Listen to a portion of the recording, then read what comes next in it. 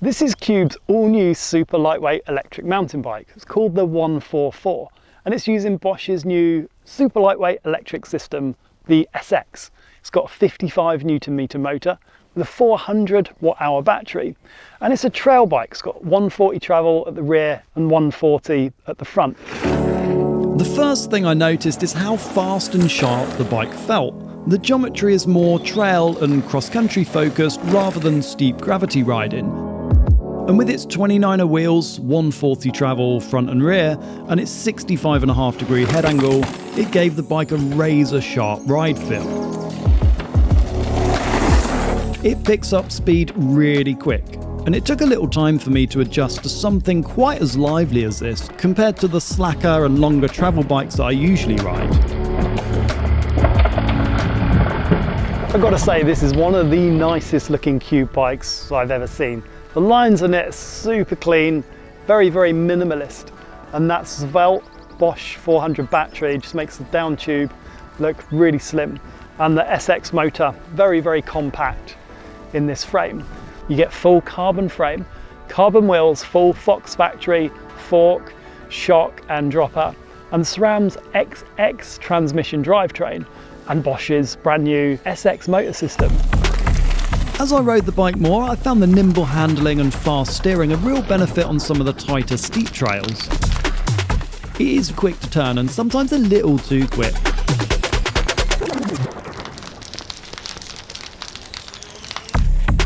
I did wonder if a set of heavier duty tyres might make it feel slightly less nervous out the front.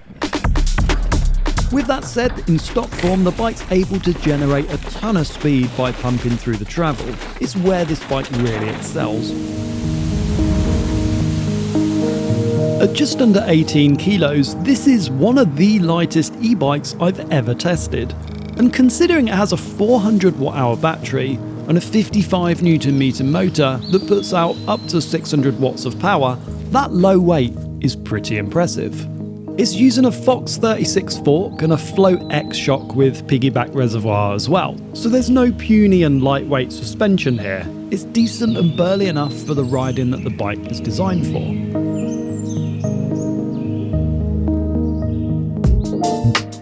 The Bosch SX drive system is excellent. Released in early 2024, it's paired with one of the most energy-dense batteries out on the market.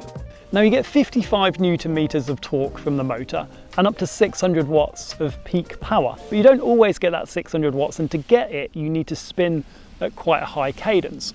But what it does mean is that it feels like a super light e-bike, and by that I mean you have to put a little bit of work in, but when you start spinning up really fast, it kind of kicks in with a little bit more power. And that 600 watts is close to what the full power e-bike gives you. It just means that at the lower cadences, you're not getting it kind of churning away and pulling you and dragging you up the hills. You have to work for it. But when you do, it unleashes the maximum amount of power. And what I've found from this e-bike motor is, let's say you're cruising up and you're coming towards like a rock garden or something steep and technical that you want to climb. When you spin up the pedals, you'll actually find that, or personally I find that I start spinning quite quickly to start getting the bike to move forward, and that's when it gives you that kind of power band of speed that you need to clear technical sections. So it's like we're getting the best of both worlds. We've got a very lightweight, compact 55 Nm motor, a 400 watt-hour battery, and that 400 watt-hour battery is one of the most energy-dense batteries on the market. It's 200 watt-hours per kilo, but we're getting a motor system that can put out up to 600 watts of peak power. Overall, the Bosch SX motor is fairly quiet. It's not whisper quiet, there is some audible noise under power going up steep climbs, and there's a little bit of motor rattle on some of the chunkier descents. The Bosch SX drive system is a perfect match for this Cube 144. It feels natural to pedal, but enough punch when you put in the leg power. The bike felt at home here on these type of trails, undulating off-road trails with some small features that the bike was able to just pass with ease with its 140 travel on the front and the rear. Maybe I would put a 150 travel fork on personally, or just change the air cartridge to give a little bit more travel out the front.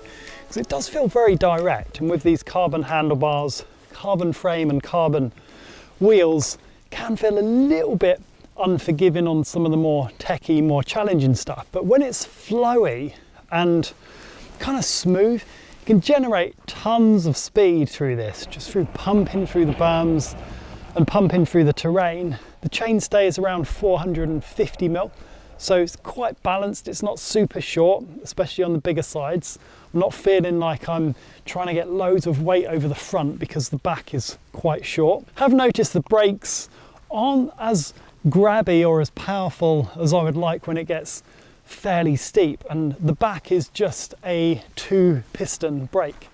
So just out the rear, we've got quite a lightweight setup, and it did come with a 180 rear disc, and I had to change it to a 200. I just found that I wasn't getting enough braking bite from the back, so I would like to see a little bit of a heavier duty brake out the rear. Certainly this 2 pistons on the edge of being able to slow me down. So if you're heavier, like 80 kilos up, it's going to be maybe not the best at slowing you down, and even the front brake is just okay. The bite and the lever feels really nice, just outright braking power is not the best. So we've got a 2.4 tyre out the rear.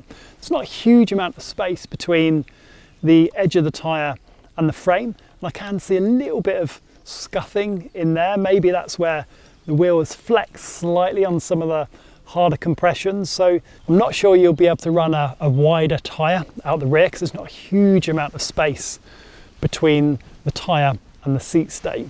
So it's a very active, agile, poppy, playful trail bike. It's not going to be a big enduro hard hitting bike. Certainly with this build, it's built to be, well, it's built to be a 17.5, 18 kilo lightweight, low travel trail bike, and it does exactly what it says on the tin.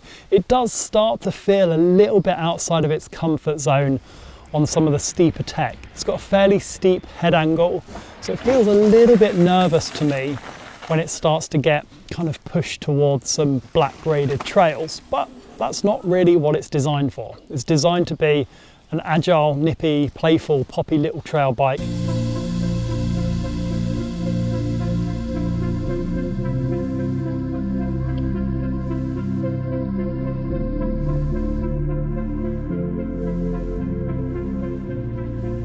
This Bosch motor combined with the Geo on this bike is a little powerhouse for climbing. So you get loads of traction from the 29 wheels, and it doesn't bog down in the travel. It seems to sit quite high up as well. So it's feeling like it's an efficient pedaling platform.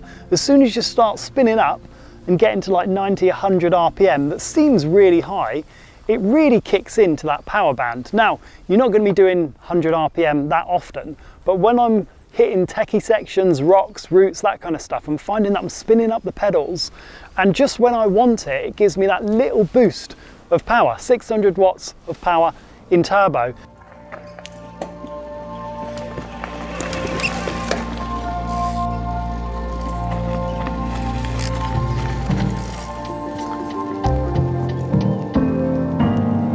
The Bosch SX system is super minimalist. It's got this little top tube control on here and the little remote, and essentially that's it. You can get a little screen if you want to, and you can pop that on the bars. It doesn't come with the bike, but Bosch's system is kind of open, so all of their components for the smart system, whether it's the full power or the super light, all work together, which I really like. This is very minimalist. It just shows you the battery level on here, and you get 20% increments, but it also shows a white LED to show you in 10% increments as well, the battery level. And as I press this really tactile remote on the side, I can cycle through the modes from off, and then there's 3 modes right up to turbo mode that are going to allow me to have the different assistance levels on the bike.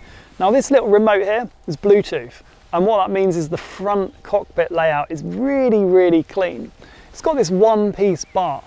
I've got to admit, I'm not a massive fan of one-piece bars because often I change rise and length of the stem, and with these one pieces it makes it look really clean, but you are a little bit more limited to changing the height and the stem length for obvious reasons. It's a one piece. It's got this internal cable routing up here, which makes it look really clean and minimalist out the front. I really like Bosch's app. It's been updated quite a bit recently. and you can fully customize the modes on the bike. So I can go into the turbo mode and I can dial down the assistance a little bit or dial it up. And as of fairly recently, you can change the types of modes that are on the bike.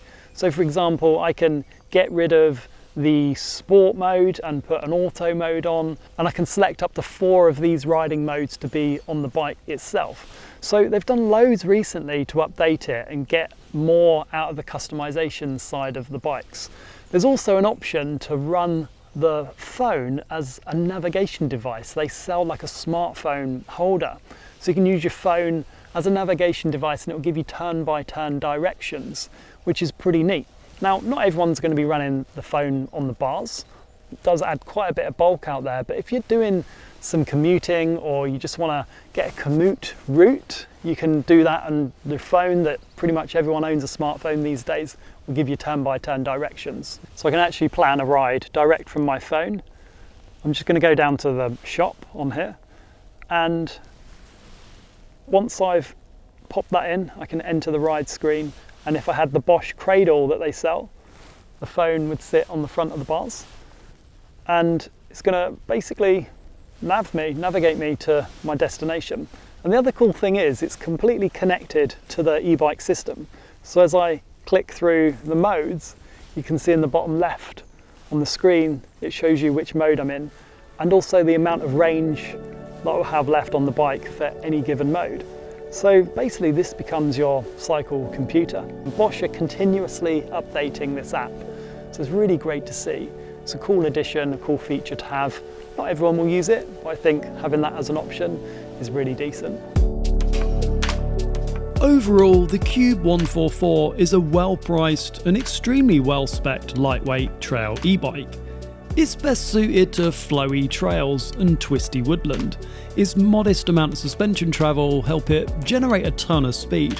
Where the bike comes alive, it feels composed and really stable. The Bosch SX system is a perfect match for this bike. A sub 18 kilo, 600 watt e-bike with a 400 watt hour battery is seriously impressive.